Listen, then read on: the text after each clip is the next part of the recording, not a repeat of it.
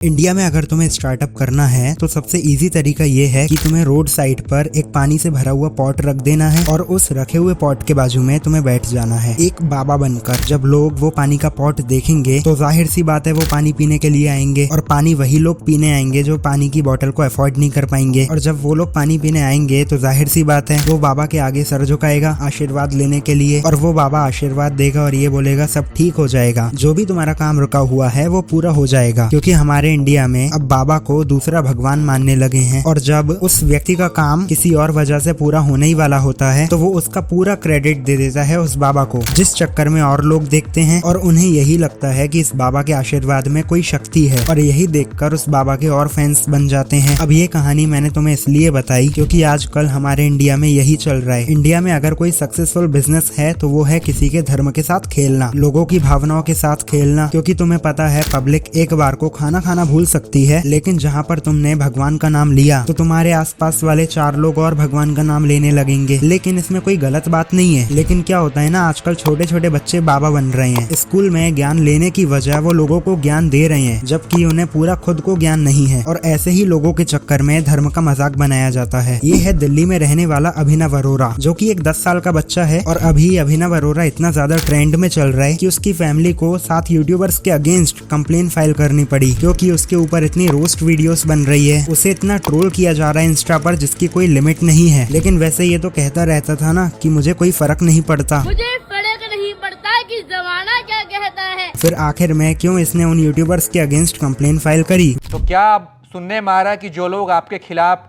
ये सब बातें कर रहे हैं उनके खिलाफ आप FIR करने जा रहे हैं, केस करने जा रहे हैं? जी मैं यूट्यूबर्स के खिलाफ केस कर रहा हूँ। वैसे हालांकि ये बच्चा है लेकिन इसको इतना ट्रोल नहीं करना चाहिए हमें। लेकिन जब कोई किसी के धर्म का मजाक बनाता है तब सामने वाला ये नहीं देखता कि कौन बड़ा है कौन छोटा। इसको ट्रोल करना जब से शुरू कर दिया जब से इसकी एक वीडियो वायरल हुई थी जिसमें इसे बोला गया था कि तू आज भी स्कूल नहीं गया, तू आज भी स्कूल नहीं गया, आज भी स्कूल नहीं गया। लेकिन अब इसके ऊपर और भी वीडियोस बनती जा रही है, क्योंकि अभी स्वामी रामभद्राचार्य जी ने उसे स्टेज पर से जाने के लिए कह दिया। और ये कह दिया साथ ही में कि ये एक मूर्ख लड़का है। मूर्ख लड़का है वो कहता है कि कृष्ण उसके साथ पढ़ता, शिष्टता से उसको बोलने का मायना नहीं, भगवान के उसके साथ पढ़ेंगे।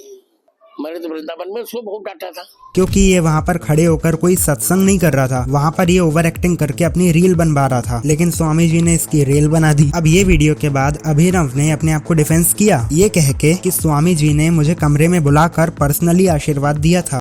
ये तो किसी ने नहीं डाला कि जगत गुरु रामभद्राचार्य जी ने उसके बाद मुझे अपने रूम में भी बुलाया था और अपना आशीर्वाद भी दिया था।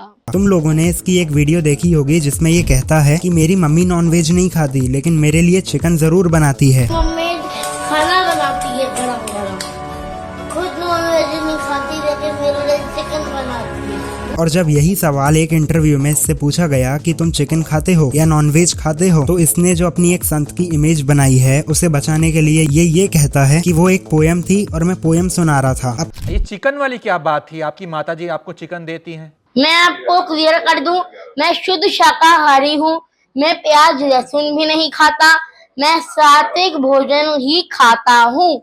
और वो वीडियो एक लॉकडाउन का है जिसमें मैंने एक पोयम सुनी थी, ऑनलाइन पोयम सुनी थी, और वो मैंने दोहरा दी। तुम मुझे बताओ कौन सी ऐसी पोयम है जो चिकन के ऊपर बनी है? कोई भी विनर चिकन डिनर नहीं बोलेगा। फिर इंटरव्यूअर ने उससे कुछ धर्म को लेकर सवाल करे, जैसे कि सुदर्शन चक्र कृष्ण जी को किसने दिया था? तब ये सोच में पड़ गया था कि किसने दिया, क्योंकि सवाल ही आउट ऑफ सिलेबस हो गया था और ऊपर से ये स्कूल जाता नहीं है तो फेल तो होगा ही। फिर उसके बाद इसी बालक से दूसरा सवाल किया जाता है कि कृष्ण जी का पूरा नाम क्या है, और उसका जवाब देने में भी ये सोच में पड़ जाता है। मतलब ये पूरे तरीके से एक्सपोज तो हो चुका है। उसके बाद भी इसकी फैमिली ये कह रही है कि इनके पूरे परिवार को लॉरेंस बिश्नोई की टीम की तरफ से धमकी मिली है कि वो अभिनव अरोरा को जान से मार देंगे। 3:30 पौने 4 बजे के करीब हमारे पास लॉरेंस बिश्नोई ग्रुप से एक मैसेज आया व्हाट्सएप ग्रुप में, जिसमें हमें धमकी दी जा रही है कि अभिनव को मार दिया जाएगा। वैसे अब ये पता नहीं है सच है या झूठ, हो सकता है ये अटेंशन ग्रैब करने के लिए ये सब बोल रहे हो। वेल अभिनव अरोरा की लाइफ उसकी फैमिली पूरी तरीके से डिस्ट्रॉय कर रही है। उसको ये बताना कि जब कैमरा दिखे तो राधे राधे बोलो और अपने कैरेक्टर में आ जाओ। और सिर्फ अभिनव अरोरा ही नहीं है जो इतनी छोटी एज में बाबा बन गया है, और भी बाबा बन चुके हैं छोटी छोटी उम्र में। बस फर्क इतना है कि ये एक्सपोज हो चुका है और दूसरों का एक्सपोज होना भी बाकी है। जया किशोरी जो कि एक मोटिवेशनल स्पीकर है, अभी इनको बहुत ही ज्यादा क्रिटिसाइज किया जा रहा है, क्योंकि उनके हाथ में अभी एक डियोर का बैग देखा गया जिसकी कीमत है 2,10,000 के आसपास। अब वैसे तो वो चाहे 2 लाख का बैग यूज करे या फिर 10 लाख का, किसी को कोई दिक्कत नहीं है, लेकिन एक तरफ वो ये बोलती है कि ये सब मोह माया है, इसमें कुछ नहीं रखा, इन सब से दूर रहो। और दूसरी तरफ वो खुद ये प्रीमियम बैग यूज करती है और हर साल एक नया आईफोन चाहिए ही चाहिए, फिर चाहे वो लॉन्च हुआ हो या फिर नहीं।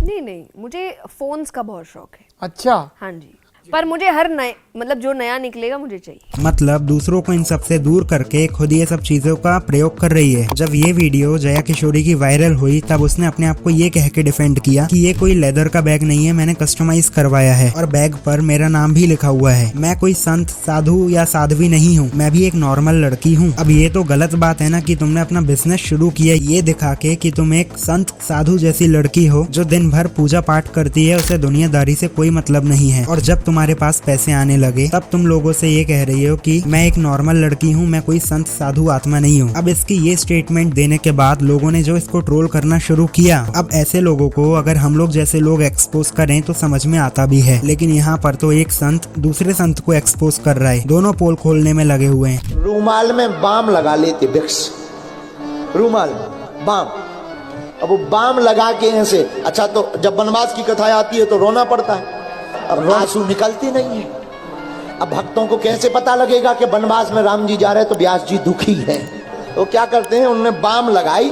अब बाम जैसी आंखों में लगे, झर झर आंसू लोगों को लगने लगता, साक्षात केवट जी कथा सुना रहे, तुलसीदास जी उतर आए एकदम डायरेक्ट।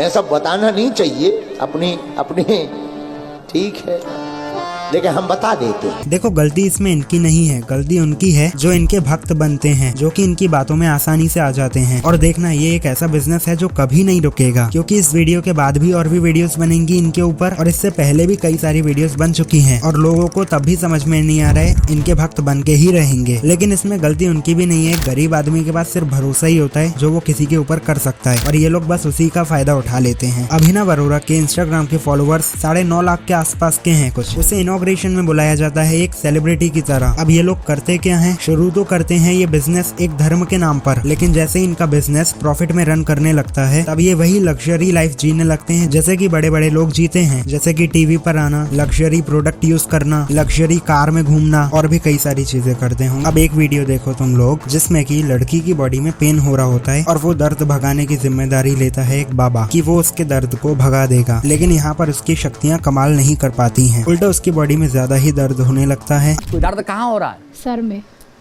इससे में देखो कहाँ दर्द हो रहा है? बीच में। बीच में। हाथ हटा लो, कहाँ है देखिए? हो रहा है अभी भी यही। अब बताएं। नहीं हो रहा है अभी भी। आपके कहीं दर्द नहीं हो रहा है? हो रहा है। नहीं हो रहा है, कहीं भी नहीं हो रहा, प्रमाण देकर कह रहा हूँ, दोनों कहीं पे नहीं हो रहा है। अब तो ज्यादा हो रहा है। अब ये बाबा एक्सपोज हो चुका है, कैसे ये लोगों को बेवकूफ बनाता है वो सभी के सामने आ चुका है। अब ये बात ये मान नहीं रहे क्योंकि चारों तरफ कैमरे लगे हुए हैं। मतलब हमारे यहाँ पर जब तक लोग ऐसे बाबा के ऊपर अंधविश्वास करते रहेंगे तब तक इन लोगों का बिजनेस चलता रहेगा। अब वो तुम्हारे ऊपर है कि तुम कितनी जल्दी ये समझ जाओ कि ये सब फ्रॉड है। ये सब मिलके हमको पागल बना रहा है। वेल, तुम्हारे हिसाब से ऐसा कौन सा बाबा है जो कि फ्रॉड नहीं है? जेन्युइनली वो एक साधु संत है जो सच में एक मोहमाया से दूर हो चुके हैं। मुझे कमेंट में बताओ, और ऐसे फ्रॉड बाबा को लेके तुम्हारा क्या ओपिनियन है वो भी मुझे कमेंट में बताओ। और इससे भी ज्यादा अच्छी वीडियोस मेरे चैनल पर अपडेटेड हैं, एक बार जरूर चेकआउट कर लेना प्लीज।